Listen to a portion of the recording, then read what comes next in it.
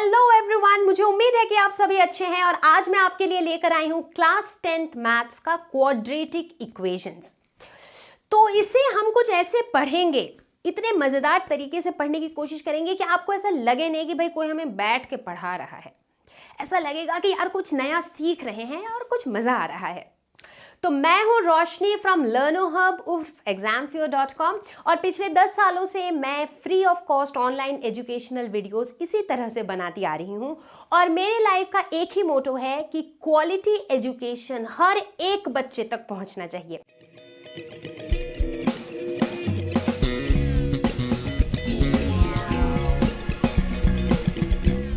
तो quadratic equation होता क्या है? इक्वेशंस के बारे में तो हमने ऑलरेडी पहले पढ़ रखा है कि भाई इक्वेशंस क्या होते हैं, जहाँ वेरिएबल्स हो, कोफिशिएंट्स हो, ऑपरेशंस हो, जैसे प्लस माइनस मल्टीप्लिकेशन एक्सेट्रा, तो उसे हम इक्वेशन कहते हैं, राइट, जिसमें एक left hand side equal to right hand side वाले फॉर्मेट में हो। ठीक है, अब जब हम क्वाड्रेटिक इक्वेशन की बात करते हैं तो वो एक ऐसा इक्वेशन होता है जहाँ पे वेरिएबल की जो हाईएस्ट पावर है वो 2 होती है।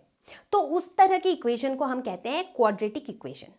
तो अगर हम एक जनरल फॉर्मेट की बात करें तो ये कुछ इस तरह का दिखता है, ax² plus bx plus c is equal to 0, जहां पर a is not equal to 0, क्योंकि अगर a 0 हो जाएगा तो पूरा का पूरा ax² का टर्म क्या हो जाएगा, छूमंतर, गायब हो जाएगा, राइट। तो फिर ये क्वाड्रेटिक इक्वेशन रहेगा ही नहीं। तो इस इक्वेशन में, इस जनरल इक्वेशन में हम क्या देखते हैं कि जो वेरिएबल है वो क्या है, x, और x का हाईएस्ट पावर क्या है, 2, इसीलिए ये क्वाड्रेटिक इक्वेशन है। ठीक है, यहां तक क्लियर है सबको? तो अब हम एग्जाम्पल्स लेते हैं। मान लेते हैं, मैं कहती हूँ 7x² प्लस 3, ये एक क्वाड्रेटिक इक्वेशन है। बिल्कुल है, क्योंकि इसमें वेरिएबल कौन सा है, x, और उसकी हाईएस्ट पावर क्या है, 2, तो ये क्वाड्रेटिक इक्वेशन है। एक और एग्जाम्पल लेते हैं, 2y minus 3x is equal to 0, क्या ये क्वाड्रेटिक इक्वेशन है? नहीं, क्योंकि यहां पर कितने वेरिएबल्स हैं, 2, x और y, और हाईएस्ट पावर कितना है दोनों का, 1। तो इसीलिए ये हमारा लीनियर इक्वेशन है इन 2 वेरिएबल्स, क्योंकि यहां पर 2 वेरिएबल्स इन्वॉल्व हैं। ठीक है, एक और एग्जांपल लेते हैं, let's say y³ plus 2x plus 1 is equal to 0, क्या ये क्वाड्रेटिक इक्वेशन है? नहीं है। क्यों? क्योंकि जो वेरिएबल का हाईएस्ट पावर है यहाँ पे वो है 3, y³ है, राइट। तो इसीलिए ये भी क्वाड्रेटिक इक्वेशन नहीं है। तो कई बार क्या होता है ना कि कुछ कुछ इक्वेशंस ऐसे होते हैं जिनको देख के हमें लगता है कि शायद ये क्यूबिक इक्वेशन है, क्योंकि उनके ऊपर टू द पावर 3 रहता है, बट जब हम उस इक्वेशन को थोड़ा सा सिंप्लीफाइड फॉर्म में लाते हैं तो देखते हैं कि वो एक्चुअली एक क्वाड्रेटिक इक्वेशन है। तो इसीलिए हम कुछ एग्जाम्पल्स देखेंगे अभी थोड़ी ही देर में और चेक करेंगे कि किस तरह से कभी कभी इक्वेशन देखने में तो लगता है कि क्वाड्रेटिक नहीं है, बट दरअसल वो क्वाड्रेटिक इक्वेशन ही होता है। क्वाड्रेटिक इक्वेशन सॉल्व करो, x की वैल्यू निकालो, इसकी वैल्यू निकालो, उसकी वैल्यू निकालो, सवाल ये उठता है कि क्या ये क्वाड्रेटिक इक्वेशन हमें काम आता भी है? बिल्कुल आता है। हमारे रियल लाइफ में भी बहुत सारे ऐसे छोटे बड़े सिचुएशंस आते रहते हैं जिन प्रॉब्लमेटिक सिचुएशन के सॉल्यूशन तक पहुंचने के लिए हमें क्वाड्रेटिक इक्वेशन का यूज करना पड़ता है, उसे मैथमेटिकली सॉल्व करने के लिए। एक ऐसा ही छोटा सा एग्जाम्पल लेते हैं। मान लेते हैं कि हमारी एक प्लॉट है गांव में, ठीक है, तो वो रेक्टेंगल के शेप में है। अब हमें सिर्फ इतना पता है कि उसका जो एरिया है, उस प्लॉट का एरिया जो है वो 1500 स्क्वायर फीट है। ठीक है, अब हमें ये नहीं पता कि उसका जो लेंथ है या जो ब्रेड्थ है वो कितना है एग्जैक्टली, वो हमें नहीं पता, बट हमें ये ज़रूर पता है कि जो लेंथ है वो ब्रेड्थ का डबल है। ठीक है, अब मान लेते हैं कि हमने डिसाइड किया कि यार उसके जो है ना चारों तरफ हम बाउंड्री लगाएंगे। तो अब कॉन्ट्रैक्टर चाहता है कि हम उसे लेंथ और ब्रेड्थ के एग्जैक्ट मेजरमेंट्स बताएं। तो हम कैसे निकालेंगे? बहुत ही स्मार्टली हम इसे निकाल सकते हैं क्वाड्रेटिक इक्वेशन के हेल्प से। कैसे? हम मान लेते हैं कि उस प्लॉट का जो लेंथ है वो है L और जो ब्रेड्थ है वो है B। तो अब ये जो प्रॉब्लम हमारे पास है इसके हिसाब से L इंटू B कितना है, एरिया, यानी कि 1500 स्क्वायर फीट। और हमें यह भी पता है कि जो L है वो B का 2 टाइम्स है, यानी कि L is equal to 2B। तो अब अगर L की जगह पहले वाले इक्वेशन पे हम 2B डाल देते हैं तो हमें क्या मिल जाएगा? ये एक क्वाड्रेटिक इक्वेशन है, क्योंकि B एक वेरिएबल है और B का जो हाईएस्ट पावर है वो कितना है, 2, तो यानी कि ये एक क्वाड्रेटिक इक्वेशन है। अगर इस इक्वेशन को सॉल्व करके हम b की वैल्यू निकाल लेते हैं, फिर हम आसानी से l की वैल्यू भी निकाल सकते हैं। तो इस तरीके से क्वाड्रेटिक इक्वेशन के हेल्प से हम लेंथ और ब्रेड्थ की एग्जैक्ट वैल्यूज निकाल सकते हैं। अब क्वाड्रेटिक इक्वेशन के कॉन्सेप्ट को अप्लाई करने के लिए जो सबसे पहली चीज़ हमें करनी पड़ती है वो ये है कि हमारे पास जो प्रॉब्लम है वो एक सिचुएशन की तरह दिया हुआ होगा, राइट? उसे हमें एक क्वाड्रेटिक इक्वेशन के फॉर्म में लिखना होता है। यानी कि जो भी वैल्यूज़ हमें पता नहीं है, जिस तरह से इस एग्जाम्पल में लेंथ और ब्रेड्थ हमें पता नहीं था, तो हमने क्या किया, हमने एज्यूम कर लिया कि लेंथ जो है वो l है, ब्रेड्थ जो है वो b है, यानी कि हमने उन्हें वेरिएबल्स एज्यूम कर लिए और उसके बाद प्रॉब्लम में जो भी कंडीशंस दिए हुए थे उनके हेल्प से हमने क्वाड्रेटिक इक्वेशन को फ्रेम किया। ठीक है, तो ये एक काफ़ी चैलेंजिंग टास्क होता है कि उस इक्वेशन को फ्रेम करना। ठीक है, तो चलिए अभी हम कुछ एग्जाम्पल्स देखेंगे बच्चों, और इन एग्जाम्पल्स में हम देखेंगे किस तरह से हम किसी भी सिचुएशन को एल्जेब्रिक फॉर्म में लिखते कैसे हैं। ठीक है, थोड़े क्वेश्चंस देखते हैं, तो let's get started. Check whether the following are quadratic equations. तो यहाँ पे ढेर सारी इक्वेशंस अभी हम देखेंगे और हमें ये बताना है कि क्या ये क्वाड्रेटिक इक्वेशन है, क्योंकि अभी अभी मैंने बताया था कि कभी कभी देखने में तो लगता है क्वाड्रेटिक है बट एक्चुअली क्वाड्रेटिक होता नहीं है, और कभी कभी देखने में लगता है क्वाड्रेटिक नहीं है बट वो क्वाड्रेटिक होता है। तो चलिए देखते हैं। तो सबसे पहले हम इस इक्वेशन को लेते हैं। ठीक है, तो कैसे पता चलेगा, मतलब हम इस इक्वेशन को क्या करना चाहेंगे, हम इसे ax² + bx + c is equal to 0, ये हमारा क्वाड्रेटिक का फॉर्म होता है। तो हम इस फॉर्म में लाने की कोशिश करेंगे। अगर ये इस फॉर्म में आ गया यानी कि क्वाड्रेटिक है, अगर नहीं आया यानी कि क्वाड्रेटिक नहीं है। ठीक है, तो पहला इस इक्वेशन को लेते हैं, x + 1 का whole square, a + b whole square, तो हो जाएगा a² + b² + 2ab। ठीक है, और राइट हैंड साइड में हो जाएगा 2x - 6। ठीक है, तो सब कुछ को हम लेफ्ट हैंड साइड में ले आते हैं, तो ये हो जाएगा x² + 2x - 2x + 1 + 6 is equal to 0। अब 2x - 2x कैंसिल हो जाएगा, तो ये हो जाएगा x² + 7 इज इक्वल टू 0। तो ये इसका सिंप्लीफाइड फॉर्म हो गया। अब मैच करते हैं, क्या ये इस फॉर्म में है? बिल्कुल है, ax² + c is equal to 0। bx वाला टर्म नहीं भी है तो चलेगा, क्योंकि जो वेरिएबल है उसका हाईएस्ट पावर 2 है। तो yes, this is a quadratic equation. तो ये एक क्वाड्रेटिक इक्वेशन है। अगला वाला देखेंगे, x² - 2x is equal to -2 × 3 - x। ठीक है, इसको थोड़ा सा सिंप्लीफाई करने का कोशिश करेंगे हम लोग। तो x² - 2x is equal to -2 को मल्टीप्लाई कर देंगे तो ये हो जाएगा -6 + 2x। ठीक है, सब कुछ लेफ्ट हैंड साइड में ले आएंगे, x² - 2x - 2x + 6 is equal to 0। तो ये हो जाएगा x² - 4x + 6 is equal to 0। तो चेक करो भाई कि क्या ये इस जनरल फॉर्मेट के हिसाब से है? बिल्कुल है, ax² + bx + c के फॉर्म में ही है, तो ये भी क्वाड्रेटिक इक्वेशन है। तीसरा देखते हैं, यहाँ तो 2 और आ गए भाई। तो तीसरा देखेंगे तो ये वाले इक्वेशन की अब बात करते हैं। तो इसे भी हम सॉल्व करने की कोशिश करते हैं। अब इस इक्वेशन को देख के आपको क्या लग रहा है, क्या ये क्वाड्रेटिक होगा? देख के तो लग रहा है नहीं होगा, क्योंकि यहाँ पर x³ लिखा हुआ है, यानी कि x का हाईएस्ट पावर लग रहा है यहाँ पे 3 होगा। चलो देखते हैं, थोड़ा सॉल्व करते हैं तभी तो पता लगेगा। तो लेफ्ट हैंड साइड में है x³ - 4x² - x + 1, और राइट हैंड साइड पे क्या है, x - 2 होल क्यूब, यानी कि a - b होल क्यूब के फॉर्म में है। तो इसको हम क्या लिखेंगे, a³ - b³ - 3ab, यानी कि 6x × a - b।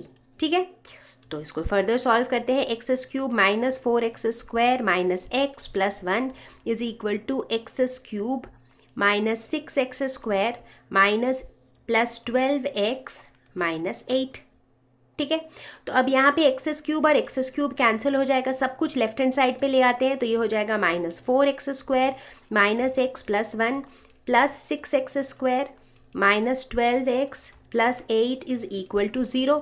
तो ये हो जाएगा +6 - 4 यानी कि +2x² -x - 12x यानी कि -13x + 1 + 8 यानी कि +9 इज इक्वल टू 0। तो इसको अगर हम देखें तो क्या ये a x square plus b x plus c के फॉर्म में है? बिल्कुल है। तो इसीलिए ये भी हमारा हो जाएगा क्वाड्रेटिक इक्वेशन। तो इसीलिए ये एक ऐसा एग्जाम्पल है जो देखने में लग रहा था कि क्यूबिक इक्वेशन होगा, क्योंकि पावर लग रहा था कि 3 है, बट एक्चुअली इसका पावर 2 है, तो इसीलिए ये क्वाड्रेटिक इक्वेशन है। एक आखिरी इक्वेशन देखते हैं। तो यहाँ पर लेफ्ट हैंड साइड में है x square plus 3x plus 1 और राइट हैंड साइड में है x माइनस 2 का होल स्क्वायर, मतलब a minus b whole square. तो a square plus b square minus 2ab। ठीक है, तो यहाँ पे एक्स स्क्वायर कैंसिल हो जाएगा, सब कुछ लेफ्ट हैंड साइड में ले आते हैं। तो ये हो जाएगा 3x plus 1 minus 4 plus 4x is equal to 0। तो 3x प्लस 4x हो जाएगा 7x माइनस 4 प्लस 1 हो जाएगा माइनस 3 इज इक्वल टू 0।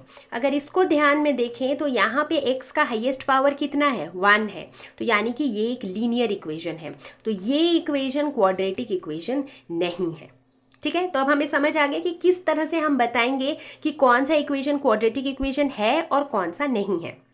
कि अगर हमारे पास कुछ सिनेरियोज दिए हुए हों और पूछा जाए कि इसे हम एल्जेब्रिकली या फिर मैथमेटिकली कैसे लिखेंगे, तो उसे कैसे अप्रोच करते हैं। जैसे the product of 2 consecutive positive numbers is 306, we need to find the integers. यानी कि हमें इन इंटीजर्स के बारे में कुछ पता नहीं है। चूंकि पता नहीं है तो हम क्या करेंगे, मैंने ये अप्रोच बताया था राइट। जब भी इसे एल्जेब्रिकली लिखना हो तो सबसे पहला स्टेप होता है कि जो चीज़ें पता नहीं है उन्हें एज्यूम कर लेते हैं। ठीक है, तो हम एज्यूम कर लेते हैं कि एक इंटीजर है x, तो दूसरा इंटीजर क्या होगा? क्वेश्चन में लिखा गया है 2 कंसेक्यूटिव पॉजिटिव इंटीजर्स, मतलब कंसेक्यूटिव मतलब एक के बाद एक। तो अगर एक इंटीजर x है तो दूसरा इंटीजर होगा x प्लस 1, राइट, क्योंकि एक के बाद एक है, 3 के बाद 4 है, 4 के बाद 5 है, तो मतलब x के साथ एक और जोड़ देंगे तो उसका अगले वाला इंटीजर आ जाएगा। ठीक है, तो हमारे जो 2 इंटीजर्स हैं उन्हें हमने एज्यूम कर लिया x एंड x प्लस 1। अब क्वेश्चन के हिसाब से इन दोनों का प्रोडक्ट कितना है? 306। तो x into x plus 1 is equal to 306। तो इसे अगर थोड़ा और सॉल्व करें तो ये हो जाएगा x square plus x is equal to 306, और इसे हम लिख सकते हैं x square plus x minus 306 is equal to 0। तो ये हो जाएगा हमारा क्वाड्रेटिक इक्वेशन। और अगर इस इक्वेशन को हम सॉल्व करते हैं तो हमें x की वैल्यू मिल जाएगी। इसी तरह का सिनेरियो देखते हैं। Rohan's mother is 26 years older than him. ठीक है, रोहन की जो भी एज है उससे उसकी मदर का एज 26 ईयर्स ज़्यादा है। The product of their ages 3 years from now will be 360. We would like to find Rohan's present age. तो यहाँ पे हमें क्या नहीं पता? हमें रोहन का प्रेजेंट एज नहीं पता है, तो हम एज्यूम कर लेते हैं कि रोहन का जो प्रेजेंट एज है वो है x। तो अगर रोहन का प्रेजेंट एज x है तो रोहन की मदर का प्रेजेंट एज कितना होगा? तो ऐसे लिख लेते हैं, मान लेते हैं this is Rohan and this is mother. ठीक है, तो प्रेजेंट एज अगर रोहन का x है तो मदर का प्रेजेंट एज कितना होगा? x प्लस 26, क्योंकि क्वेश्चन में दिया गया है कि मदर जो है वो रोहन से 26 ईयर्स ओल्डर है।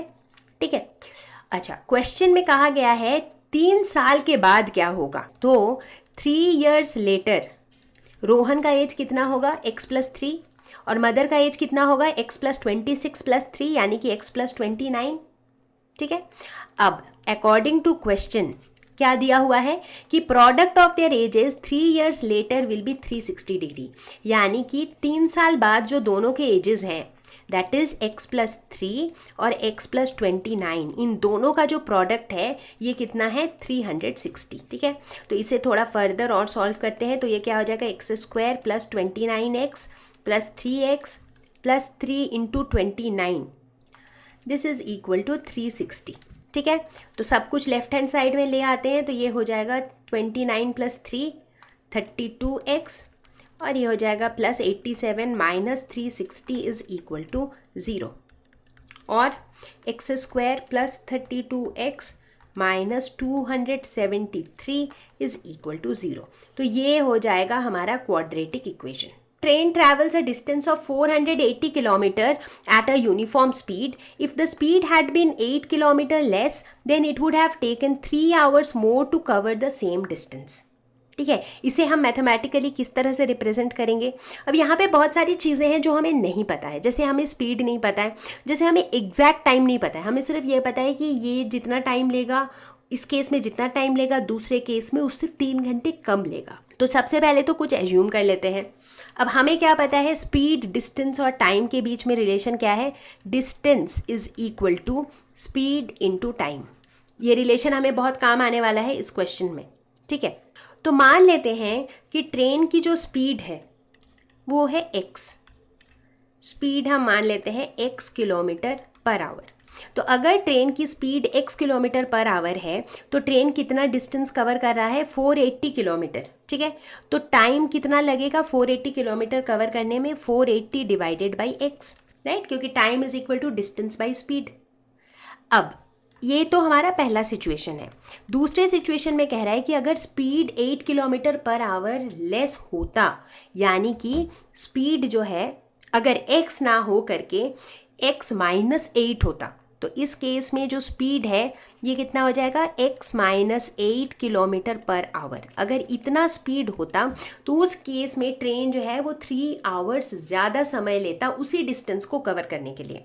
तो यानी कि इस बार जो टाइम टेकन होगा वो हो जाएगा t+3, क्योंकि पहले जो टाइम टेकन था उससे 3 घंटे ज़्यादा, तो t+3 हो जाएगा 480 डिवाइडेड बाई x माइनस 8। अगर हम इस दूसरे इक्वेशन में t की ये वाली वैल्यू डाल दें, यानी कि t की जगह अगर हम लिख दें 480 by x plus 3 is equal to 480 by x minus 8, तो यहीं से हमें मेरा अपना इक्वेशन मिल जाएगा। तो सारे वेरिएबल्स वाले टर्म एक तरफ कर देते हैं, तो ये क्या हो जाएगा, 480 कॉमन ले लेते हैं, ये रह जाएगा 1 by x minus 1 by x minus 8, this is equal to -3, ठीक है। इसको फर्दर सॉल्व करते हैं, ये हो जाएगा 480, नीचे जो है x इंटू एक्स माइनस 8, तो ये हो जाएगा x माइनस 8 माइनस x। बिल्कुल सिंपल कैलकुलेशन है। तो x और x कैंसिल हो जाएगा, फिर आगे क्या होगा, आगे हम लिख सकते हैं कि 480 into -8 divided by x into x minus 8, this is equal to 3। तो अब 3 और इसको हम कैंसिल कर सकते हैं, ये हो जाएगा 160। तो इससे हम क्या कह सकते हैं, x इंटू एक्स माइनस 8, ये जो डिनोमिनेटर है वो इस साइड चला जाएगा क्रॉस मल्टीप्लिकेशन के हिसाब से, दिस इज इक्वल टू, अच्छा यहाँ पर माइनस भी था, तो ये हो जाएगा minus of x into x minus 8 is equal to -8 into 160। अब माइनस माइनस कैंसिल हो गया, तो यहाँ बच गया x² minus 8x minus 8 into 160, ये हो जाएगा 0, 8 6 48, सो ये हो जाएगा 1280, दिस इज इक्वल टू 0। तो ये हो जाएगा हमारा क्वाड्रेटिक इक्वेशन। तो एक तरह से देखा जाए तो कॉन्सेप्ट बिल्कुल सेम है, बस इस केस में चूंकि थोड़े से नंबर्स बड़े थे तो कैलकुलेशन वाज लिटिल लेंथी। तो चलिए, क्वाड्रेटिक इक्वेशन होता क्या है वो तो समझ आ गया। अब बारी है क्वाड्रेटिक इक्वेशन को सॉल्व कैसे करें, क्योंकि अब तो वो हमारा एक काफ़ी इंपॉर्टेंट टास्क है कि भाई जो वेरिएबल्स हैं उनकी वैल्यूज़ निकालनी है। तो सॉल्विंग अ क्वाड्रेटिक इक्वेशन का मतलब ही होता है कि उस इक्वेशन के अंदर जो भी वेरिएबल इन्वॉल्व है उसकी वैल्यू हमें निकालनी है। तो सॉल्व करने के कई सारे तरीके हैं। इनफैक्ट हम इस लेसन के अंदर कुछ 3 तरह के मेथड्स की बात करेंगे। तो फिलहाल हम शुरुआत करेंगे फैक्टराइजेशन मेथड से, ठीक है। तो चलिए देखते हैं इसमें हम कैसे इक्वेशन को सॉल्व करते हैं। तो एक एग्जाम्पल लेते हैं। मान लेते हैं हमारे पास एक क्वाड्रेटिक इक्वेशन है, x² minus 3x minus 10 is equal to 0, ठीक है। तो इसमें तो कोई डाउट ही नहीं है कि ये एक क्वाड्रेटिक इक्वेशन है, क्योंकि वेरिएबल x है और उसकी हाईएस्ट पावर 2 है, तो जाहिर सी बात है कि ये एक क्वाड्रेटिक इक्वेशन है। तो अब फैक्टराइजेशन मेथड में हम एक कॉन्सेप्ट का यूज़ करते हैं जिसे हम कहते हैं मिड टर्म स्प्लिटिंग या फिर मिडिल टर्म स्प्लिटिंग, यानी कि जो बीच वाला टर्म होता है उसे हम 2 टर्म्स में स्प्लिट कर देते हैं, तोड़ देते हैं। तो यहाँ पर हमारा मिडिल टर्म क्या है, 3x माइनस 3x, ठीक है। तो माइनस 3x को हम 2 हिस्से में तोड़ देंगे। कैसे तोड़ेंगे, कुछ इस तरह से तोड़ेंगे ताकि इसके जो 2 हिस्से होंगे उन दोनों का प्रोडक्ट जो है that will be equal to product of the other 2 terms, यानी कि मान जैसे एग्जाम्पल लेते हैं, यहाँ मेरा बीच का टर्म मिडिल टर्म क्या है -3x। अगर -3x को मैं -5x + 2x लिखती हूँ चलेगा, ठीक है, क्योंकि -5x + 2x -3x होता है, ठीक है। बट ये जो दो इसके टुकड़े हमने किए, ये टुकड़े ऐसे होने चाहिए कि इन दो टुकड़ों का अगर हम प्रोडक्ट करें तो क्या आएगा, -5x × 2x कितना आएगा, -10x²।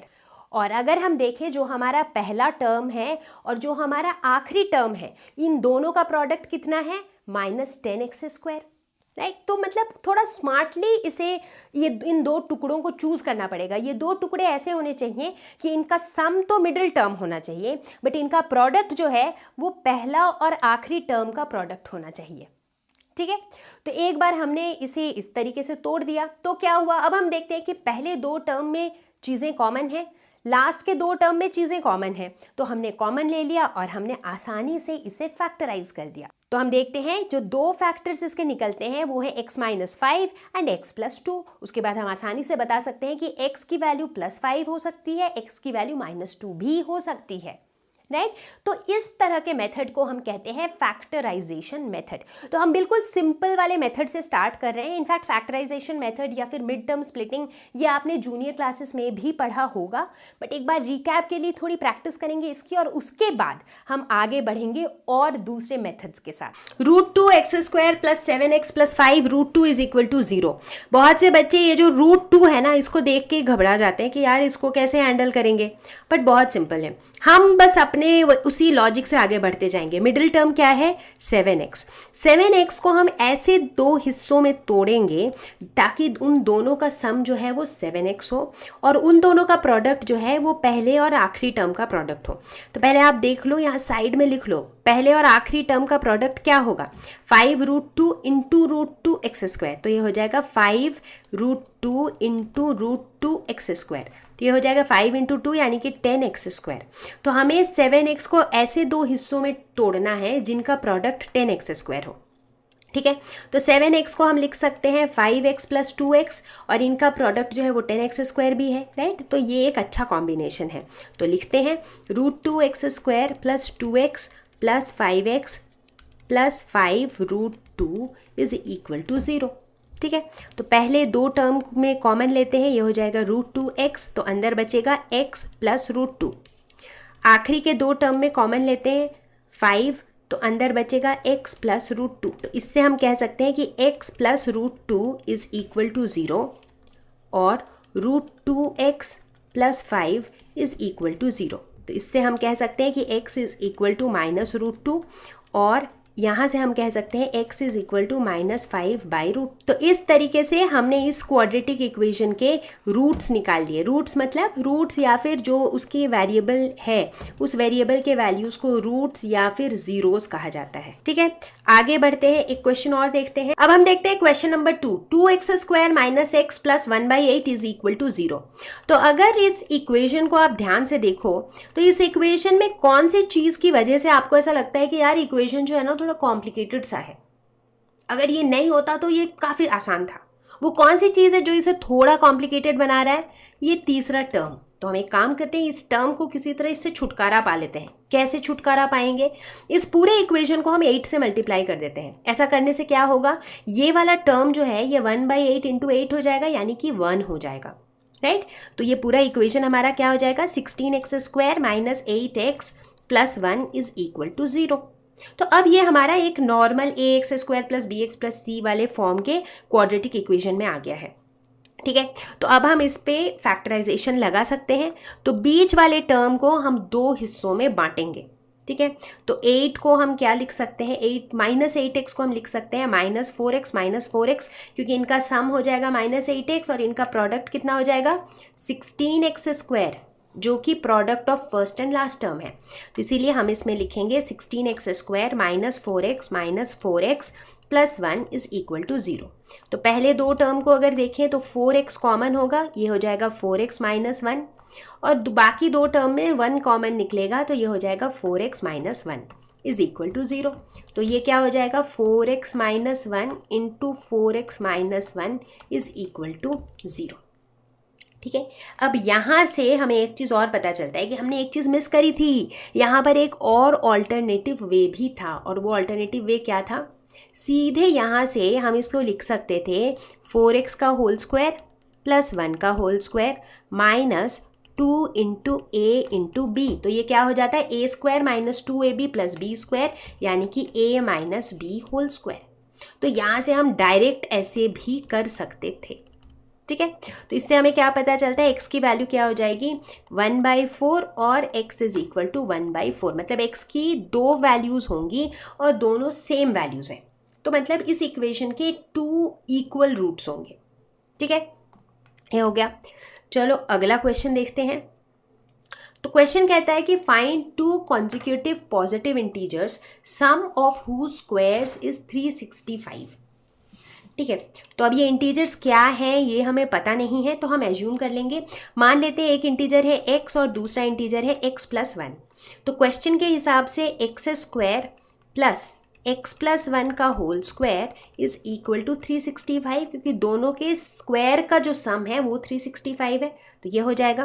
तो इसे हम लिख सकते हैं x square plus a plus b whole square. तो हम लिखेंगे a square plus b square plus 2ab is equal to 365, ठीक है।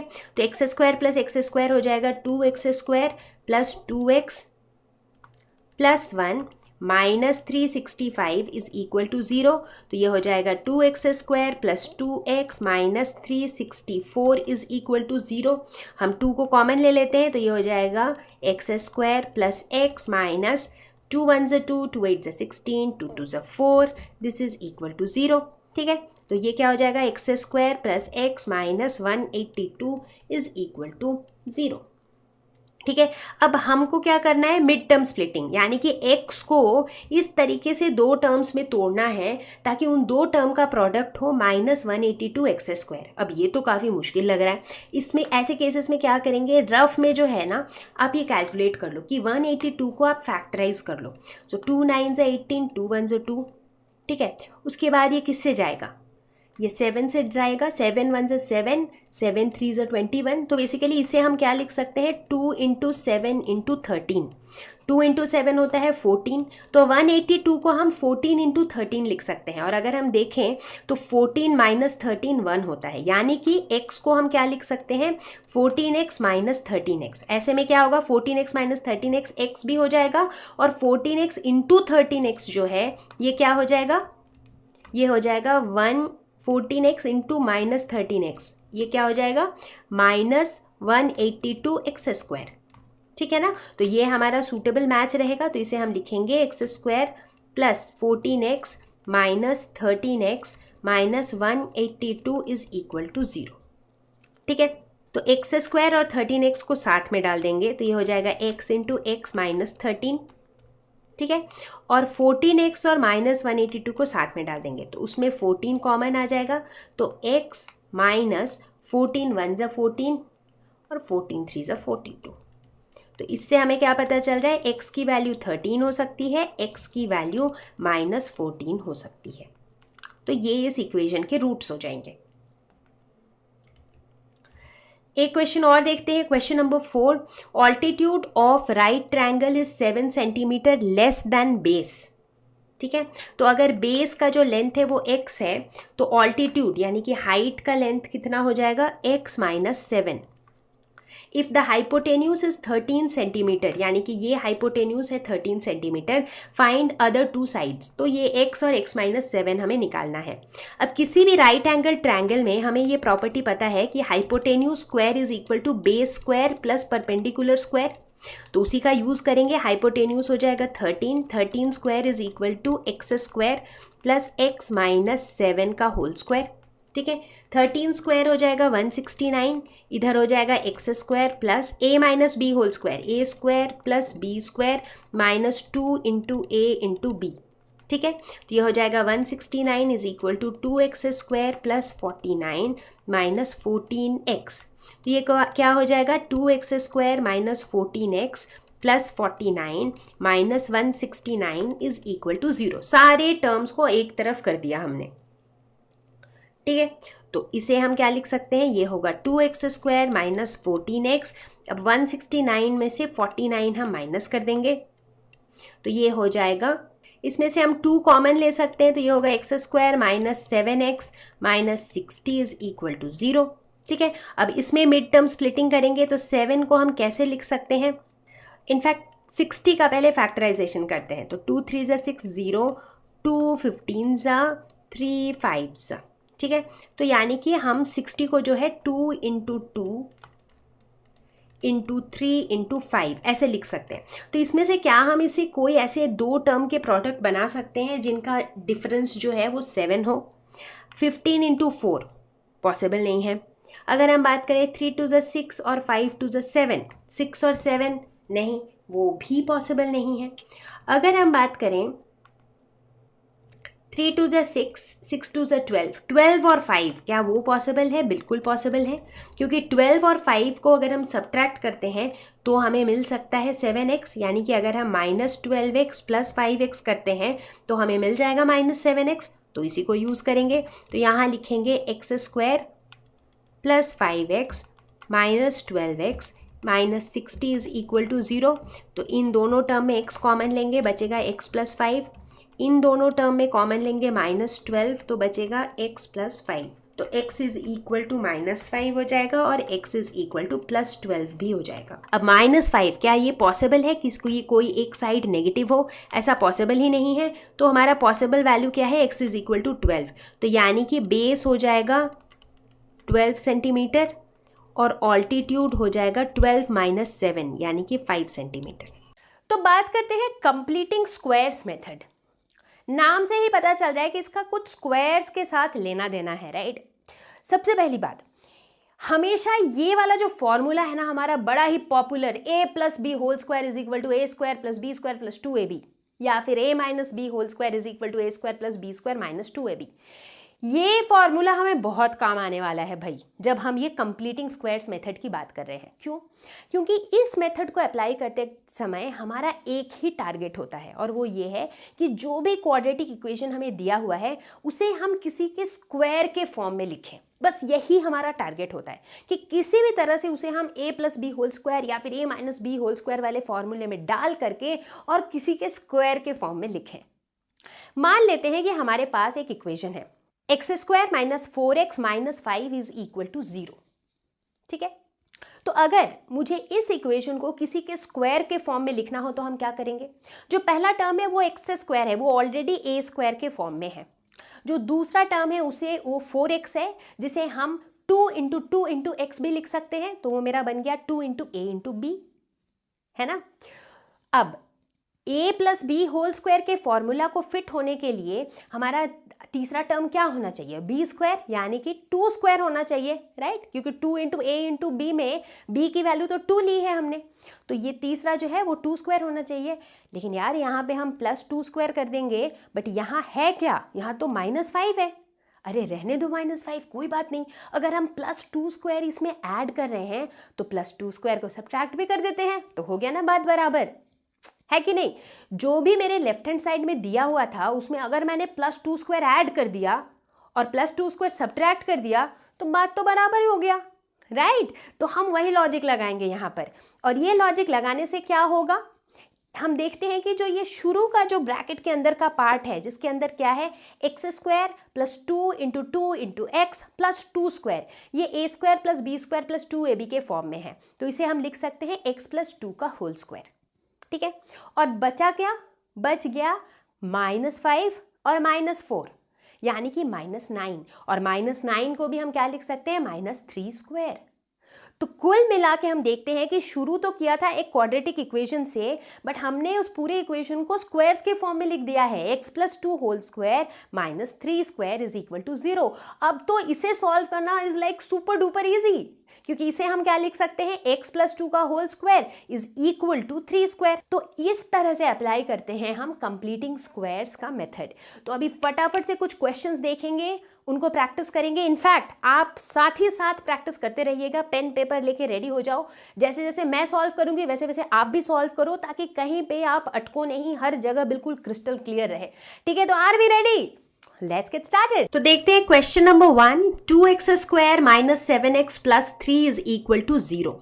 ठीक है, तो जब भी ये कंप्लीटिंग स्क्वायर्स वाले क्वेश्चंस हमें डील करने पड़ते हैं तो हम इंश्योर करेंगे जो हमारा ये जो इक्वेशन है ना ये एक्स स्क्वायर से स्टार्ट हो, मतलब एक्स स्क्वायर के पहले कोई कोफिशिएंट ना हो। क्यों? क्योंकि हम क्या चाहते हैं कि ये a plus b whole square के फॉर्मूले में फिट हो जाए, यानी कि a plus b square plus 2ab या फिर a minus b whole square, जो भी कह लो। तो पहला टर्म हमें a स्क्वायर चाहिए, यानी कि पहला टर्म हमें एक्स स्क्वायर चाहिए। और ऐसा चाहने के लिए हमें क्या करना पड़ेगा, इस पूरे इक्वेशन को हम क्या कर देंगे, डिवाइडेड बाई 2। तो हमें क्या मिल जाएगा, पहला टर्म एक्स स्क्वायर, उसके बाद -7/2x plus 3/2 is equal to 0। अब आप कहोगे कि मैम पहला टर्म तो एक्स स्क्वायर मिल गया बट बाकी टर्म्स तो पूरे कॉम्प्लिकेटेड हो गए। अब हो गए बट हमारे पास चॉइस नहीं है, राइट? तो हमें यही करना पड़ेगा अगर हमें कंप्लीटिंग स्क्वायर्स वाला मेथड यूज़ करना है तो। ठीक है, बट फिलहाल हम चूंकि उसी मेथड को प्रैक्टिस कर रहे हैं तो उसी को करके देखते हैं। तो अब मैंने जैसा बताया था a स्क्वायर आपका ये है -2 इंटू a इंटू b क्या होगा, अगर मुझे इस पूरे टर्म को -7/2x ही चाहिए तो b मेरा क्या हो जाएगा 7/4, 2 इंटू एक्स इंटू 7/4 ये क्या होगा 7/2x। ठीक है, तो इसके हिसाब से मेरा b क्या हुआ, b मेरा हुआ 7/4, तो मेरा b स्क्वायर हो जाएगा 7/4 का होल स्क्वायर, यानी कि इस इक्वेशन में मैंने 7/4 होल स्क्वायर ऐड किया। अब ऐड किया तो सब्ट्रैक्ट भी करना पड़ेगा, कर दिया, और हमारे पास जो तीसरा टर्म पहले से था वो था 3/2। ठीक है, तो अब अंदर क्या हो गया, a square minus 2ab plus b square, यानी कि a minus b whole square, और बाहर क्या हो गया 7 स्क्वायर बाई 4 स्क्वायर, यानी कि ये हो गया 49/16 प्लस 3/2 इज इक्वल टू 0। ठीक है, अब माइनस इसको भी सॉल्व करते हैं। तो इधर है x माइनस 7/4 का होल स्क्वायर, और इधर क्या है 2 और 16 का एलसीएम 16 हो जाएगा, इधर रहेगा 49 और इधर हो जाएगा 24। This is equal to 0। तो ये हो जाएगा x माइनस 4 का whole square minus 25/16 is equal to 0, right? क्योंकि यहाँ पे माइनस साइन है, राइट? तो ये 49 से पहले एक्चुअली माइनस साइन है, तो इसे हम क्या लिख सकते हैं, हम लिख सकते हैं x माइनस 7/4 का होल स्क्वायर माइनस 5/4 का whole square is equal to 0। तो हमने आखिर लिख ही लिया इसे कंप्लीट स्क्वायर्स के फॉर्म में। तो आगे हम इसे लिख सकते हैं कि x माइनस 7/4 का whole square is equal to 5/4 का होल स्क्वायर, यानी कि x minus 7/4 is equal to 5/4, या फिर x is equal to 5/4 plus 7/4, यानी कि 12/4, दैट इज 3। तो x की एक वैल्यू हो गई 3। दूसरी पॉसिबल वैल्यू है वो क्या हो सकती है, क्योंकि जब हम लिखते हैं कि x माइनस 7/4 का whole square is equal to 5/4 का whole square, what we actually mean is कि अब plus minus this is equal to plus minus this. Therefore x की जो पॉसिबल वैल्यूज है, दो पॉसिबल वैल्यूज है 5/4 प्लस माइनस 7/4, राइट? तो एक वैल्यू तो निकल जाएगी 3 और जो दूसरी वैल्यू निकलेगी वो हो जाएगी 2/4। जब हम माइनस साइन कंसिडर करेंगे तो हो जाएगा 2/4, यानी कि 1/2। तो यहाँ पे इक्वेशन के दो रूट्स होंगे 3 एंड 1/2। क्वेश्चन नंबर 2 देखते हैं, 4x square plus 4√3x plus 3 is equal to 0।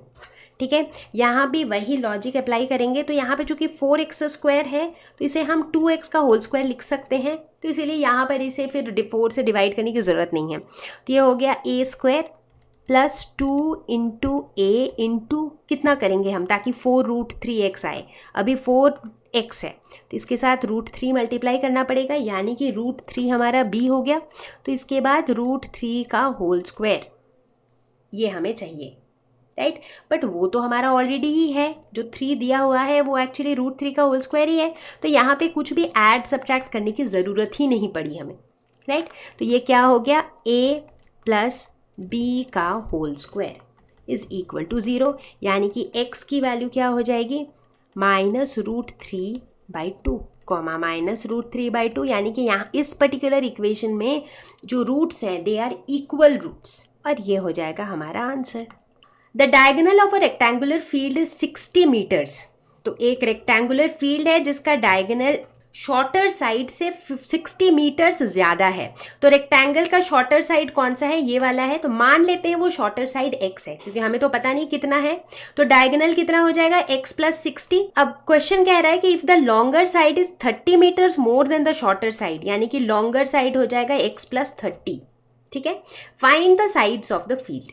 तो अगर हम ध्यान दें तो यहाँ पर भी जब ये डायगोनल और ये दोनों साइड्स को हम देखते हैं तो ये क्या बनता है, ये एक राइट एंगल ट्रायंगल बनता है। तो हम वापस से वही लॉजिक यहाँ अप्लाई कर सकते हैं कि hypotenuse square is equal to perpendicular square plus base square, जो पाइथागोरस थ्योरम हमें कहता है।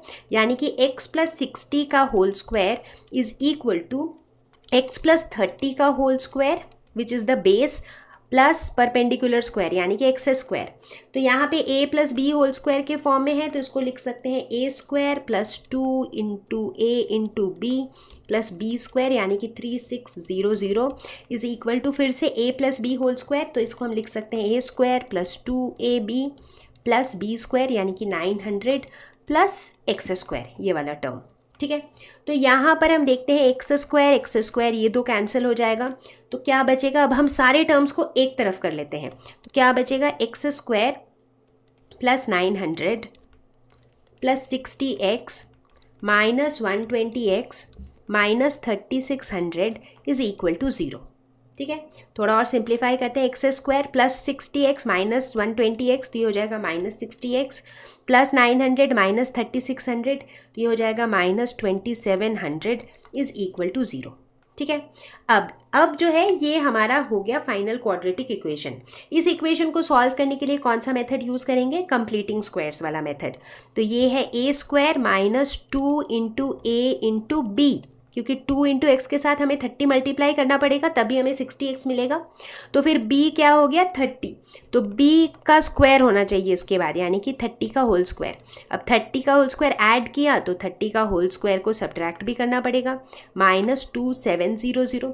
तो यहाँ आके आप ये रियलाइज़ करते हो कि अगर आपने थोड़ा सा ध्यान इसी जगह पे दिया होता तो आपके पास ऑलरेडी ये 900 था ही, इज़न्ट इट। तो यहाँ पर आपका जो है ये इस फॉर्मूले में ऑलमोस्ट बैठ ही रहा था, x square minus 2ab plus b square. ठीक है, but anyways it's the same thing. तो ये हो जाएगा a माइनस बी का होल स्क्वायर और इधर माइनस 900 माइनस 2700 जो है वो हो जाएगा माइनस 3600 विच इज़ माइनस 60 का whole square is equal to 0। तो बेसिकली एक स्टेप आप कम कर सकते थे अगर यहीं पे हमने ध्यान दे दिया होता। ठीक है, तो अब ये इस फॉर्मेट में आ गया। तो अब हम क्या कह सकते हैं, अब हम कह सकते हैं कि x माइनस 30 का जो होल स्क्वायर है इसे हम दो तरह कर सकते हैं। एक ऑप्शन है कि a square minus b square का फॉर्म है ये, तो हम लिख सकते हैं a plus b into a minus b, this is 0। तो इसके हिसाब से x क्या हो जाएगा, x plus 30 into x minus 90 is equal to 0। तो हम कह सकते हैं कि x is equal to minus 30 और x इज इक्वल टू 90। अब हम फील्ड के साइड की लेंथ की बात कर रहे हैं तो वो नेगेटिव तो हो नहीं सकता है, तो मतलब x इज इक्वल टू 90 ही करेक्ट वैल्यू है। तो जो दोनों साइड्स हैं वो क्या हो जाएंगे, ब्रेड्थ हो जाएगा 90 मीटर्स और लेंथ हो जाएगा x प्लस 30 यानी कि 90 प्लस 30 120 मीटर्स। थोड़ा अब इस तरह के प्रॉब्लम सम क्वेश्चन देखते हैं जहाँ पे क्वेश्चन को समझना भी बहुत ज़रूरी है। तो क्वेश्चन कहता है कि 2 water taps together can fill a tank in 9 3/8 hours. तो ये बेसिकली एक मिक्स्ड फ्रैक्शन में दिया हुआ है 9 3/8 hours. The tap of larger diameter takes 10 hours less than the smaller one to fill the tank completely. Find the time in which each tap can separately fill the tank. तो इस तरह से एक tank है, एक हमारे पास एक बड़ा टैप है जिसका डायमीटर बड़ा है और एक दूसरा छोटा टैप है जिसका डायमीटर छोटा है। अब चूंकि डायमीटर छोटा है तो ऑब्वियस सी बात है कि उसे समय ज़्यादा लगेगा इस टैंक को भरने में। अब इसका डायमीटर बड़ा है तो समय थोड़ा कम लगेगा। ठीक है, तो हम पहले तो अपने वेरिएबल्स एज्यूम करते हैं। तो हम मान लेते हैं कि ये जो छोटा वाला टैप है इसे पूरे को फिल करने में टाइम लगता है t। तो बड़े वाले को कितना लगेगा, क्वेश्चन कह रहा है कि बड़े वाले को 10 घंटे कम लगेंगे, तो इसे लगेंगे t माइनस 10। ठीक है, ये हमने एज्यूम कर लिया। अब हम मान लेते हैं कि ये जो टैंक है, तब टैंक पूरा भरने का मतलब है इसके अंदर जो वॉल्यूम रहेगा वाटर का वो रहेगा v। मतलब इस टैंक का जो कैपेसिटी है वो है V। तो अगर पूरा भर लिया मतलब इसका जो वॉल्यूम ऑफ वाटर है वो V है, ये भी हमने मान लिया। ठीक है, तो अब हम क्या कह सकते हैं कि volume filled in 1 hour by tap 1, इस बड़े वाले टैप को हम टैप 1 कहते हैं, छोटे वाले टैप को हम टैप 2 कहते हैं। तो volume filled in 1 hour by tap 1 कितना हो जाएगा? 1 घंटे में ये बड़ा वाला टैप कितना फिल करेगा? ये हो जाएगा volume V divided by T minus 10। ठीक है, जो बड़ा वाला टैप है वो इतना वॉल्यूम फिल करेगा 1 घंटे में, क्योंकि पूरे मतलब पूरा फिल हो जाएगा तो V है, तो V का कितना हिस्सा वो फिल कर पाएगा T माइनस 10 टाइम में, तो V बाय T माइनस 10। ठीक है, ठीक उसी तरह से volume filled in 1 hour by tap 2 कितना हो जाएगा? ये हो जाएगा V बाई T, क्योंकि वॉल्यूम तो उतना ही है, दोनों को उतना ही वॉल्यूम फिल करना है। ठीक है, तो हम कह सकते हैं कि total volume filled in 1 hour by both the taps कितना हो जाएगा? ये दोनों का सम, इन दोनों को अगर हम जोड़ देंगे तो क्या हो जाएगा? पूरा कितना वॉल्यूम दोनों टैप मिल करके 1 घंटे में भर सकता है। ठीक है, ठीक है, तो जोड़ देते हैं V by T minus 10 plus V by T। तो इतना जो वॉल्यूम ये भरेगा दोनों टैप मिल करके 1 घंटे में। अब क्वेश्चन क्या कह रहा है? क्वेश्चन कह रहा है कि 2 taps together can fill a tank in 9 3/8 hours. यानी कि अभी तो हम 1 घंटे की बात कर रहे हैं, तो दोनों टैंक मिल करके 1 घंटे में इतना वॉल्यूम फिल करेगा। ठीक है, लेकिन अगर दोनों टैंक मिल करके 9 3/8 आवर्स तक फिल करेगा तो वो कितना वॉल्यूम फिल करेगा? वो पूरा वॉल्यूम फिल कर देगा, क्योंकि they can fill the tank, पूरा का पूरा टैंक फिल कर देगा। तो पूरा टैंक फिल कर देगा मतलब कितना वॉल्यूम फिल करेगा? V। तो इस क्वेश्चन का सबसे ट्रिकी पार्ट यहीं तक था। एक बार इक्वेशन बन गया उसके बाद तो सिंपल है। तो यहाँ तक it was very very difficult, not very very difficult, but actually आपको क्वेश्चन को समझ के ये लॉजिक पे आना पड़ेगा। ठीक है, क्वेश्चन कह रहा था कि दो टैप्स साथ में मिलकर के एक टैंक को इतने घंटे में फिल करेगा। तो हम कहाँ से शुरू किए? हम शुरू किए कि 2 टैप मिल करके 1 घंटे में कितना मतलब टैंक फिल कर सकता है, वो हमने निकाल लिया। पहले एक एक टैंक का निकाला, फिर दोनों को जोड़ दिया। अब क्वेश्चन कह रहा है कि इतने घंटे में ये पूरे टैंक को फिल कर देगा, यानी कि इसको अगर हम 9 3/8 से मल्टीप्लाई कर दें तो ये हमारा पूरा टैंक फिल हो जाएगा, यानी कि this will be equal to V। ठीक है, तो इस तरीके से हम सॉल्व कर सकते हैं। अब तो कुछ बचा नहीं खास, तो इसको पहले चेंज करते हैं। 9 8 72 प्लस 3 यानी कि 75/8। V कॉमन ले सकते हैं अंदर से, तो अंदर क्या बच जाएगा? T into T minus 10। ठीक है, अब T माइनस 10 ऊपर रह जाएगा T प्लस T माइनस 10। ठीक है, this is equal to V। अब ये V और V कैंसिल हो जाएगा। ये 75/8 को अगर हम चाहें तो इधर लेके जा सकते हैं, तो ये हो जाएगा 2T minus 10 divided by T square minus 10T is equal to 8/75। अब इसको हम क्रॉस मल्टीप्लाई कर सकते हैं। अब कैलकुलेशन इस साइड करते हैं, तो अगर हम क्रॉस मल्टीप्लाई करें तो क्या हो जाएगा? 75 into 2T minus 10 is equal to 8 into T square minus 10T। तो ये हो जाएगा 150T minus 750 is equal to 8T square minus 80T। तो ये हो जाएगा 8T square minus 80T minus 150T plus 750 is equal to 0। तो ये फर्दर हो जाएगा 8T square minus 230T plus 750 is equal to 0। तो ये आ गया हमारा फाइनल क्वाड्रेटिक इक्वेशन, और इसे सॉल्व करके हमें T की वैल्यू मिल जाएगी। T मिल जाएगा तो T माइनस 10 भी मिल जाएगा। तो हमें पता चल गया कि कितने टाइम में ईच टैंक सेपरेटली पूरे टैंक को फिल कर सकता है। ठीक है, अब सवाल ये उठता है कि मैम ये जो इक्वेशन आपने लाया लास्ट में लाए हो, ये तो काफ़ी इसमें बड़े बड़े नंबर्स है, 750 230 ये वो। अब इसे हम कौन से मेथड से सॉल्व करें? कंप्लीटिंग स्क्वायर से करें या फिर फैक्टराइजेशन से करें, या फिर आपके पास कोई बेटर मेथड है? तो मेरे पास एक बेटर मेथड है, ठीक है। तो जब कभी भी आपको इक्वेशन को देख के ऐसा फील हो कि यार इसका जो है ना मतलब इनमें से कोई भी मेथड लगाना काफ़ी डिफिकल्ट होगा, तो वहाँ पर हम एक तीसरा मेथड लगा सकते हैं। वैसे आप इसको इन दोनों में से किसी भी मेथड से सॉल्व करते हैं, इनफैक्ट वो मैं आपके होमवर्क की तरह छोड़ रही हूँ, वो आप खुद से करके देखो, किसी भी मेथड से ट्राई करो इसको इक्वेशन को सॉल्व करने का, and you will be able to solve it. But फिलहाल मैं एक तीसरे मेथड के बारे में डिस्कस करने वाली हूँ। तो कभी कभी हमारे सामने इस तरह के क्वाड्रेटिक इक्वेशंस भी आ जाते हैं जिनको फैक्टराइजेशन से सॉल्व करना भी मुश्किल होता है और जिन्हें कंप्लीटिंग स्क्वायर्स मेथड से भी सॉल्व करना मुश्किल होता है। तो वहाँ पे हम अप्लाई करते हैं रामबाण, और हमारा रामबाण क्या है? Quadratic formula. क्वाड्रेटिक फॉर्मूला क्या होता है?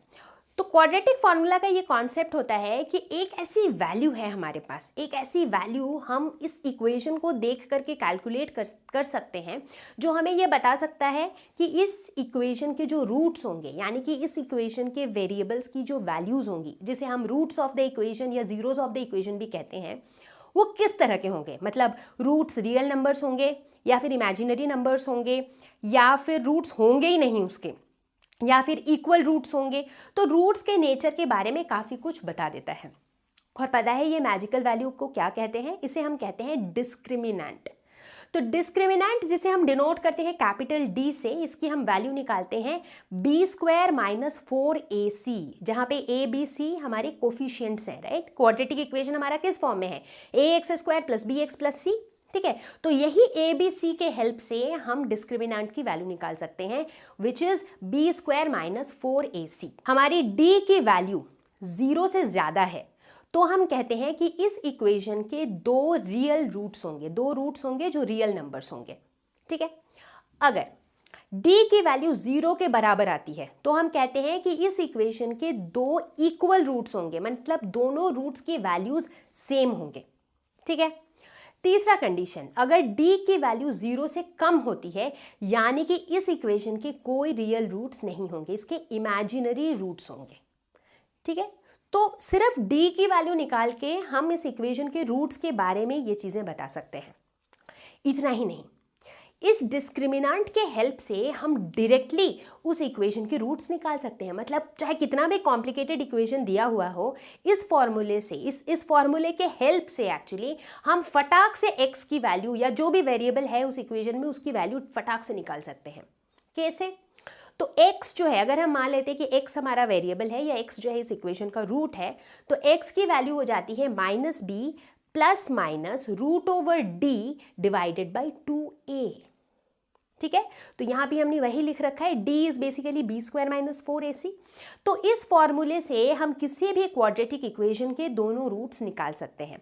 तो अभी तक में आपको ये तो पता चल गया है कि किसी भी क्वाड्रेटिक इक्वेशन के दो रूट्स होते हैं, राइट। दो ऐसी वैल्यूज होती हैं जिसके लिए वो क्वाड्रेटिक इक्वेशन ट्रू होता है, राइट। तो इस इक्वेशन से हम हमेशा, या फिर इस फॉर्मूले से, इनफैक्ट इसी फॉर्मूले को हम कहते हैं क्वाड्रेटिक फॉर्मूला। तो अगर ये फॉर्मूला आपको पता है तो इक्वेशन चाहे कितना भी कॉम्प्लिकेटेड दिखे, आप फटाफट ये फॉर्मूला अप्लाई कर दो और आपको उस इक्वेशन के रूट्स मिल जाएंगे। तो चलिए जल्दी से थोड़े से क्वेश्चंस देखते हैं, क्योंकि क्वेश्चंस के बिना तो कॉन्सेप्ट क्लियर हो ही नहीं सकता। तो सभी लोग रेडी है पेन पेपर के साथ? शुरू किया जाए। तो let's look at question number 1। देखते हैं question number 1। Find the discriminant of the quadratic equation 2x² - 3x + 5 = 0 and hence find the nature of its roots. ये तो काफी सिंपल है। डिस्क्रिमिनेंट कभी भी निकालने से पहले ना a b c की वैल्यू नोट डाउन कर लो, काफी इजी रहता है। a क्या है यहाँ पे 2, b क्या है -3, c क्या है 5। अब डिस्क्रिमिनेंट की वैल्यू निकालो जो कि होती है b² - 4ac। तो यहाँ पे b² यानी कि -3 का होल स्क्वायर -4 × a × c, तो यह हो जाएगा 9 - 4 × 2 8, 8 5 = 40। तो 9 - 40 हो गया -31। तो ये क्या है? लेस देन 0 है। तो डिस्क्रिमिनेंट अगर लेस देन 0 है, इसका मतलब है इसके कोई रियल रूट्स नहीं होंगे। चलो आगे बढ़ते हैं। Question number 2। Find the values of k for which each of the following quadratic equations so that they have 2 equal roots. हमारे पास ये एक इक्वेशन दिया हुआ है जहां पर a की वैल्यू है 2, b की वैल्यू है k जिसे हमें निकालना है, और c की वैल्यू है 3, ठीक है। तो हमें कहा जा रहा है कि k की ऐसी वैल्यू निकालो ताकि इस इक्वेशन में दो इक्वल रूट्स हों। इक्वल रूट्स कब होता है? जब डिस्क्रिमिनेंट की वैल्यू 0 होती है। और डिस्क्रिमिनेंट क्या होता है? B square minus 4ac। तो इसकी वैल्यू 0 होनी चाहिए। बी स्क्वायर क्या होगा? K square minus 4 into a into c is equal to 0। तो k square minus 24 is equal to 0। तो k square is equal to 24। तो k is equal to root over 24। अब 24 को हम लिख सकते हैं 2 इंटू 2 इंटू 6। तो इसे हम लिख सकते हैं 2 रूट 6। तो जब k की वैल्यू 2 रूट 6 होगी तब इस इक्वेशन के इक्वल रूट्स होंगे। Question number 3. Is it possible to design a rectangular mango grove whose length is twice its breadth and the area is 800 meter square? If so, find its length and breadth. तो ये question पूछना चाह रहा है कि क्या ऐसा design करना पॉसिबल है, यानी कि क्या इस केस में जो डिस्क्रिमिनेंट की वैल्यू है वो कुछ ऐसी आनी चाहिए ताकि जो हमारे रूट्स हैं वो रियल हो, क्योंकि अगर रूट्स ही रियल नहीं होंगे यानी कि ये जो कॉन्फ़िगरेशन है ये पॉसिबल ही नहीं है। ठीक है, तो ट्राई करके देखते हैं। यहाँ कहा जा रहा है कि जो ब्रेड्थ अगर x है तो लेंथ है 2x, ये क्वेश्चन में दिया हुआ है। और क्वेश्चन में ये भी दिया हुआ है कि इन दोनों का जो प्रोडक्ट है वो है 800, क्योंकि लेंथ इंटू ब्रेड्थ होता है एरिया ऑफ अ रेक्टेंगल। तो उस हिसाब से ये 2x square is equal to 800 यानी कि x स्क्वायर इज इक्वल टू 400। ठीक है, तो इसे क्वाड्रेटिक इक्वेशन के फॉर्म में लिखते हैं x square minus 400 is equal to 0। तो यहाँ पर हम डिस्क्रिमिनेंट निकालने के लिए पहले a की वैल्यू देखेंगे जो कि 1 है, b की वैल्यू 0 है क्योंकि x वाला टर्म यहाँ पे है ही नहीं, और c की वैल्यू है माइनस 400। ठीक है, तो डिस्क्रिमिनेंट क्या हो जाएगा? b स्क्वायर माइनस 4ac यानी कि 0 minus 4 into a into c। तो ये हो जाएगा 1600 जो कि ग्रेटर देन 0 है। अब d ग्रेटर देन 0 है यानी कि इसके जो रूट्स होंगे ये होंगे अनइक्वल रियल रूट्स। इसके दो रूट्स होंगे और दो अलग अलग वैल्यूज़ के रूट्स होंगे। ठीक है, यहाँ तक क्लियर है। अब रूट्स निकालते हैं, उसमें कुछ खास करना नहीं है, इसी इक्वेशन को आगे सॉल्व करते जाना है। तो ये हो जाएगा x square is equal to 400, तो इसे हम कह सकते हैं x is equal to root over 400। तो x की जो वैल्यू है वो क्या निकलेगी? Plus minus 20। ठीक है, अब चूंकि यहाँ पर हम जो बात करें यहाँ पे माइनस में वैल्यू तो हो नहीं सकती है, x is equal to plus 20 तो पॉसिबल है but x is equal to minus 20 possible नहीं है।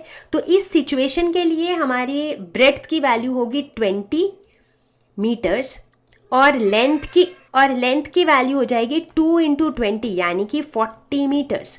तो ये हो जाएगा length and breadth of this rectangular mango Grove.